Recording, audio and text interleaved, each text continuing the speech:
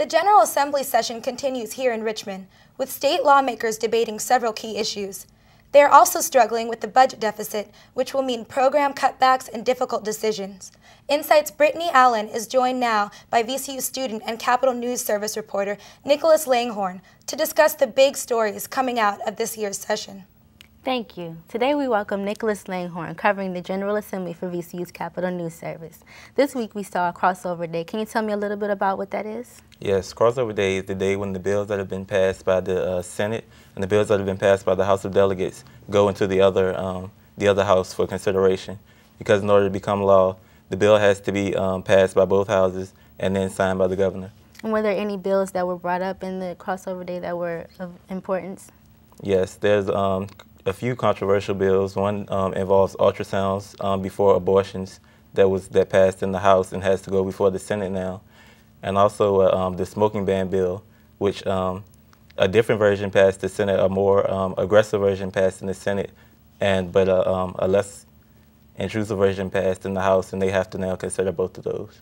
Okay, and there's a lot of criticism from Governor Kane over the smoking ban. Yes, because there was actually last week there was an agreement, kind of a compromise between the governor, who's a Democrat, and the Speaker of the House, who's a Republican, for the smoking ban that would be just for restaurants, but it would only involve restaurants that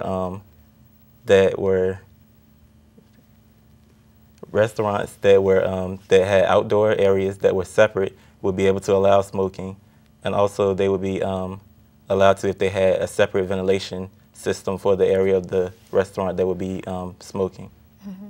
And there were also issues with the budget. Is that kind of having an issue on the lawmakers as well?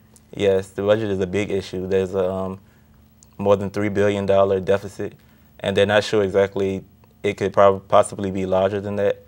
And so there are currently 3 different versions of the budget. The one that the governor released, and then also the House and the Senate have different versions of the budget, and they're all going to have to kind of agree on one.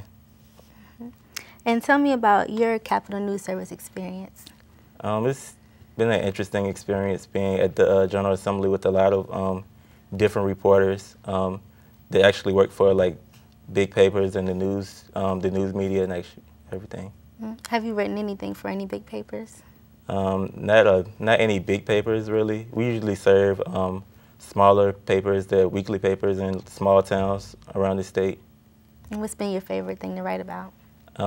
Actually, a story that I wrote about a police officer that tried to save a baby's life about 21 years ago, and the baby had gotten blood transfusions because I don't know what the disease was, but the baby eventually died, but the police officer didn't know that he had contracted hepatitis C from it. And I believe the state law is for workers' compensation, you have to file the claim within 5 years of the incident. And we found out it was more than 5 years had passed, so he was denied his claim. So a delegate in Smithfield filed a bill that would allow the state to pay his medical bills because he needs a liver transplant in order to live. So that was an interesting story to write. Thanks once again, Nicholas Langhorne, reporter for Capitol News Service. And now back to Mark and Nora for more news.